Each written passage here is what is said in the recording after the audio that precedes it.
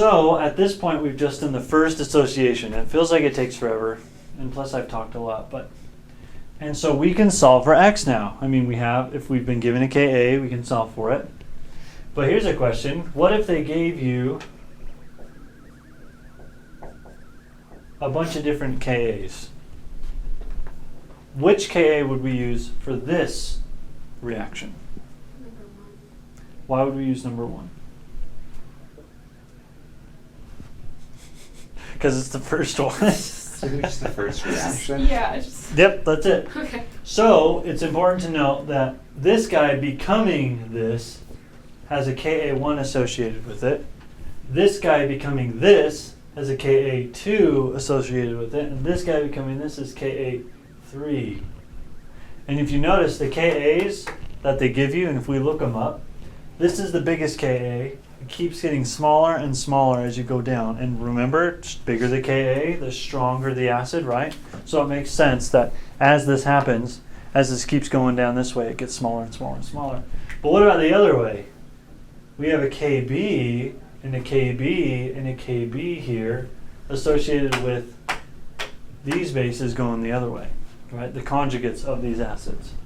So then what would we classify, what number would I associate with each of these?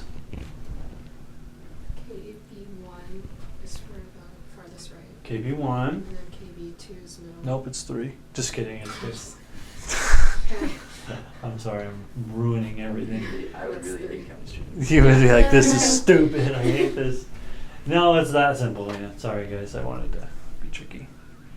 Oh, of course you can. Be careful, it has 1.0 times 10 to the negative 7 hydronium in it and hydroxide. My favorite kind.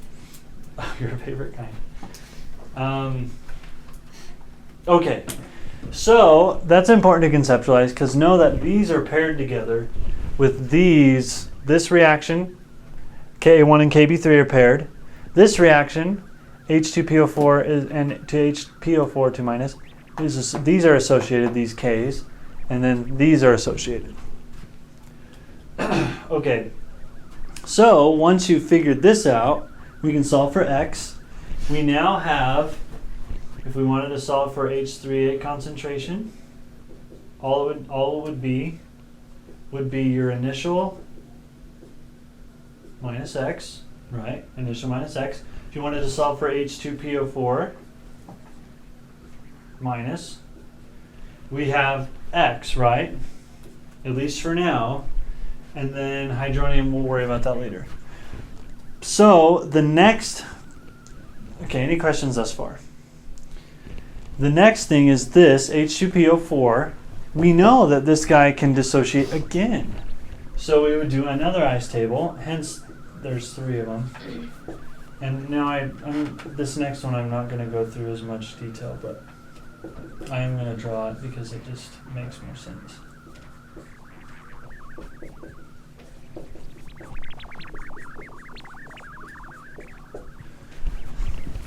So then how much would we start with initially? X, right? Yeah, just be x, right? Just because that's how much was created as a result of that first reaction. And then water we can ignore, liquid. How much hydronium do we have? X. It's x, right? Remember this is in the same solution. It's not 0.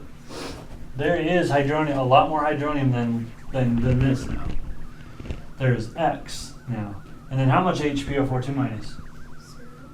Right, 0 initially, because it's not even made yet. So now we use, as dissociation, we use a different variable. We use y, because this number is going to be different. So now we got x minus y, x plus y, and y. And now we set up an equilibrium constant expression again. Which k value do we use this time? Ka2. Ka2, and we use Ka2 because that one's associated with this reaction, which is the one we're doing.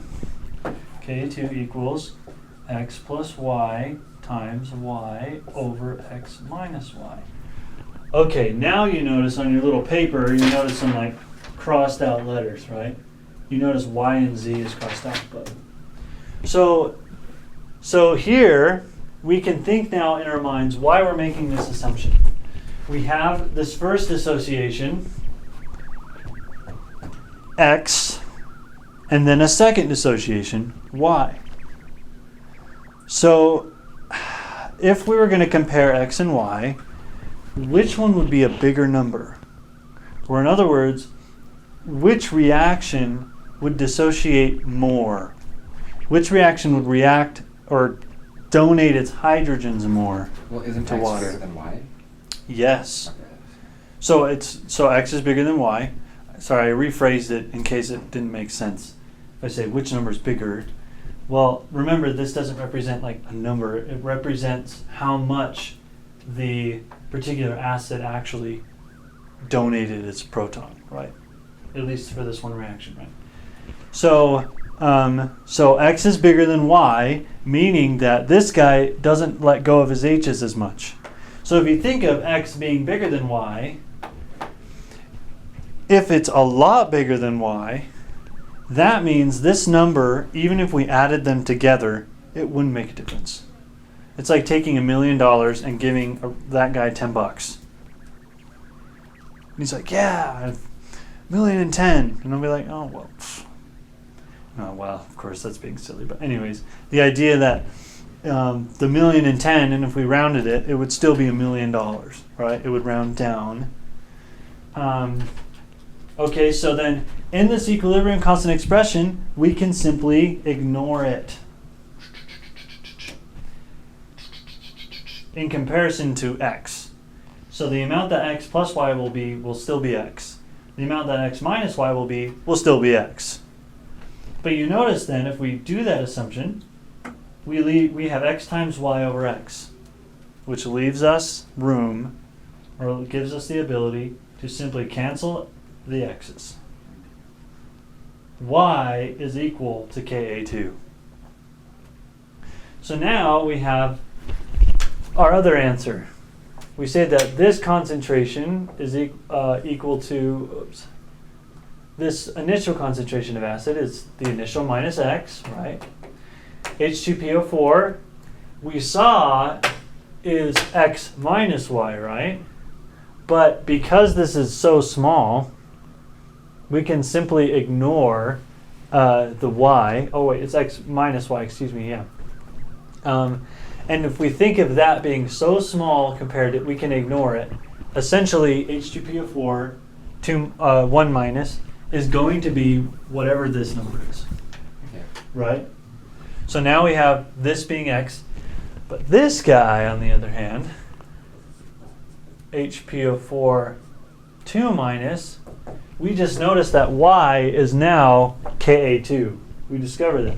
So it is equal to Ka2.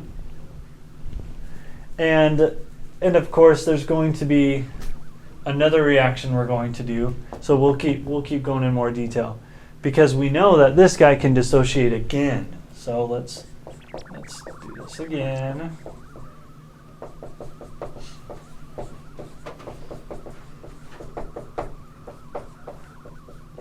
Okay, another ice table. You guys feel like this is making sense?